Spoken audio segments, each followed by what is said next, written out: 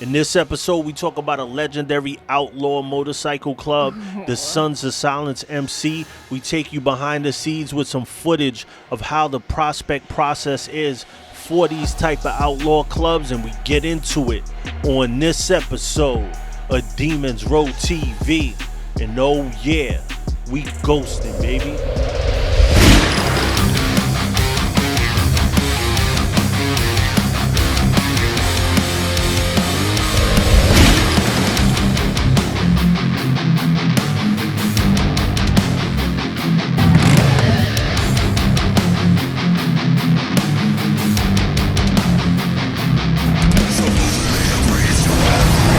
Big shout to the Ghosts and the Ghost Sets.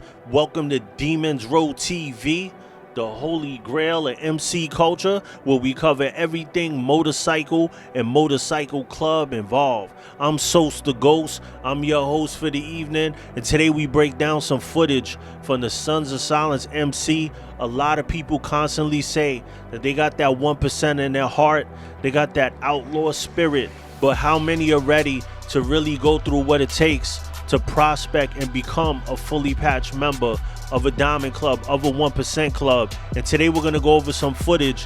And a lot of times when people see this type of footage, they think about it and they say, you know what, I would never do that, I would never do this. And a lot of that is what you have to do to earn a diamond. And I'm not saying it's all hazing and negativity, but it's a lot of footwork you got to put in. So let's get into this footage. Hit me with a pound prospect if you're currently prospecting right now, and hit me with a pound fully patch if you're a fully patched member of an MC or you ever been fully patched before, and hit me with a pound I don't ride if you're just watching this for entertainment purposes. But let's get into this footage.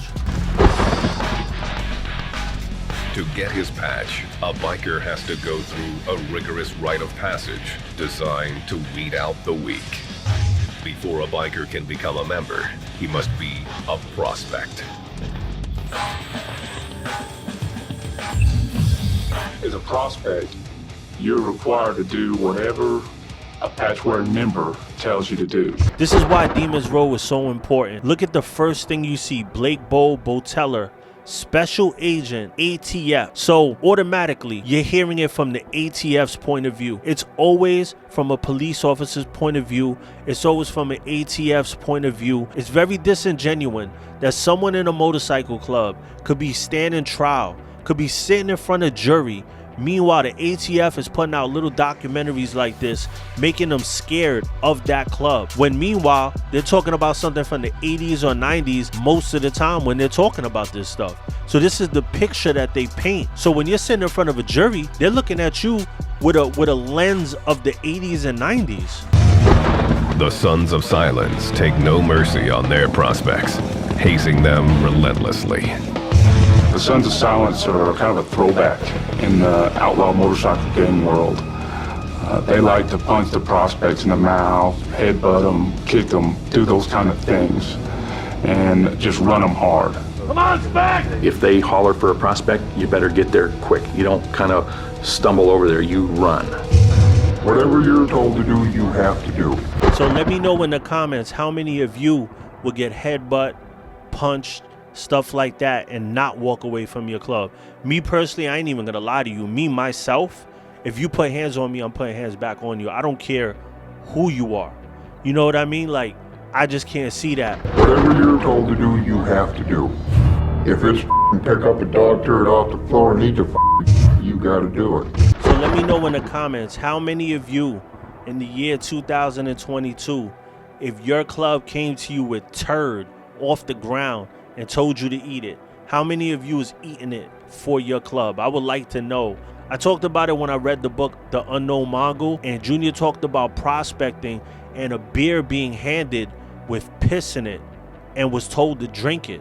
And this is the type of stuff that outlaw clubs back in those days were doing to make sure that people that are really in it for the long haul would get down. Big Larry says prospects aren't required to break the law. If it's not their job, they're not a brother, they're not a patch holder. You don't ask prospects to do anything illegal. There is a loose interpretation of what illegal actually means. One of the duties is to help out patch holders get whatever they want, but also to assault anyone that they tell you to assault. When undercover agent Blake Boulder was prospecting, a patched member ordered him to go after a civilian who was bothering him at a motorcycle rally. He said, prospect, go clock that guy, which in our vernacular means go knock him out. If I don't do what he says, I'm gonna get boot stomped. Blake had just seconds to figure out his next step. If he broke the law, it would mean the end of his case. So, as I approach this individual, he sees me coming, he's got a bottle of liquor up to his mouth, and he's just holding it there, watching me approach him. And at this time I had a 3D self flashlight, and I pulled that out, and just as I got to him, I swung with all that I was worth, and I just hit that bottle right below his chin. The bottle flew out of the guy's hand, and he toppled over. Blake hadn't actually touched him. So I call cap right here. I call BS. If you're an agent, this is the problem that I have with the agents. They're supposedly on the good guy side, right? And I believe there's no such thing as good guy and bad guy. It's all perspective. But let's just play the game that he's the good guy here, right? He said that he had the bottle up to his mouth, and he went up to him with the flashlight and swung it at him and knocked it. He had it by his face, and he knocked it out his hand, but didn't hit his face. So how does he have the bottle to his face, but it doesn't hit his face at all? That right there is a lie. But this is the problem with these ATF agents. It's obvious. If the man fell, he got hit. Regardless of what, if you walk up to a police officer right now, he has a coffee in his hand, he's drinking some coffee. If you walk up to him with a flashlight and hit the cup out his hand and he falls, guess what? That's an assault. They're gonna take you to jail. Whether you connected with his chin or not, you're gonna go to jail. So this is a lie right here. Period. It's still an assault. So they're committing crimes, but then they lock you up for committing a crime. One of the national vice presidents saw me and told me, prospect, get over here. He stared at me for a second or two and he said, good job. And then get out and get to work. Sometimes it's better to be lucky than good.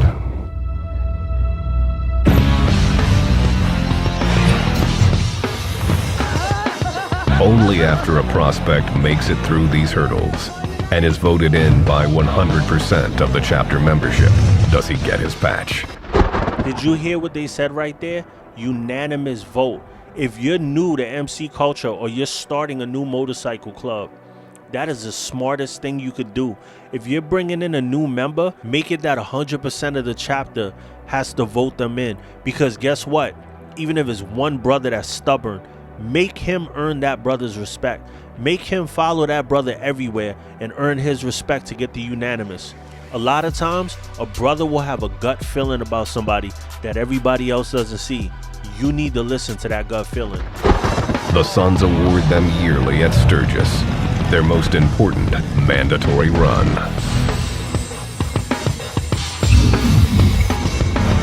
It's the members' last chance to torment the prospects, and they make the most of it, even dragging them through the fields in a shovel race. Then the club offers the patch, but only if the prospect can take it away from the entire group. I like that ritual down to the last second. You gotta prove and earn that patch, and really, like, once you have that and put that on, them tears start flowing. It's a wonderful feeling when you get fully patched after you have put that work in. You know, and some clubs are not as rigorous as this. Some clubs are worse. Like, it really depends on the situation you pick.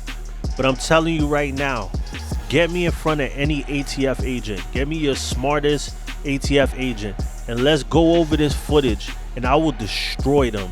I'm telling you, get them on camera with me, face to face, not like through no Zoom or nothing like that, and let's sit down and let's break down footage, and I'm gonna show you how you're lying and expose that the ATF is dirtier than any club will ever be, and why they even focusing on clubs when there's real trafficking and stuff going on that is on a way higher level than anything an MC has ever done. Think about that, you know what I mean? Because they like to paint us like the mafia. It makes for good television, and I know a lot of clubs like that, but the truth is, it's not like that. Are there beefs over territory and stuff like that? Yeah, that happens. But mafia style 80s, 90s stuff, that is over with. With the cameras now and everything the way it is, that is not reality. If you want to support the row, go to www.demonsrow.com. I'm excited about these. We got the new challenge coins. They are going so fast. It's the Demons Row on the front, and then it's the Ghostaveli character. It's this character right here on the back. I got another video where I talk about Outlaw motorcycle clubs. Who is the Outcast MC? It'll be linked above. And thank you for tuning in to Demons Row TV, the holy grail of MC culture. Like, subscribe, and comment. And oh yeah, we ghosting, baby.